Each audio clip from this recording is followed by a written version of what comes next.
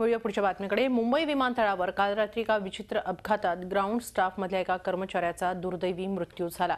मुंबईहून हैदराबादला जाणाऱ्या एअर इंडियाच्या विमानाच्या इंजिनच्या पंख्यामध्ये हा कर्मचारी ओढला गेला आणि या दुर्घटनेत त्याचा मृत्यू झाला। रवी सुब्रमण्यम असं या ग्राउंड स्टाफचं नाव असून ते नवी मुंबईतल्या सानपाडा इथले रहिवासी आहेत।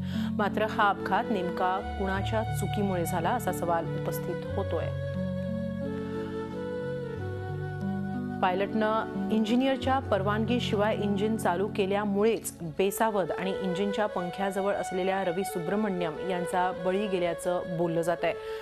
रवी सुब्रमण्यम यांचा मृतदेह ओळखण्यापलीकडे कापला गेलाय। मुंबई विमानतळाच्या इतिहासात अशी दुर्घटना पहिल्यांदाच घडल्याचं ऑल इंडिया एव्हिएशन फेडरेशनचं म्हणणं आहे।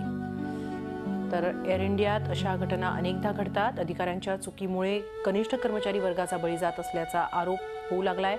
या प्रकाराच्या सखोल चौकशीचे आदेश देण्यात आले आहेत।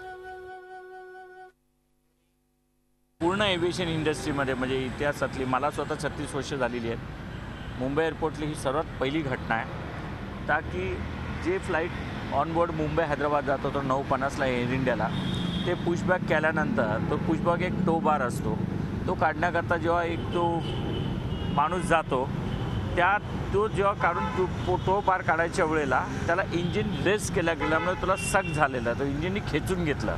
खेचल्यानंतर त्याचे सगळे तुकडे तुकडे झालेले आहेत, बॉडीची ओळखता येत नाही आहेत। आणि त्याच्यात मोठा हादसा झाला की इंजिन जे आहे ते इंजिन मोठा ब्लास्ट होऊन जळू पण शकलं असतं किंवा टो बार नंतर तो टो बार मागच्या व्हीलपर्यंत कसा काय गेला हे सगळं नंतर इन्क्वायरीमध्ये आमचे जे कॅमेराज लागलेले आहेत काय तो रिमोटवर V29वर होतं, विक्टर 29 रिमोटला फ्लाईट असल्या कारणाने ते सगळं कॅमेरा कितपर्यंत ऑन लाईव्ह काय मिळू शकते नंतरची गोष्ट आहे।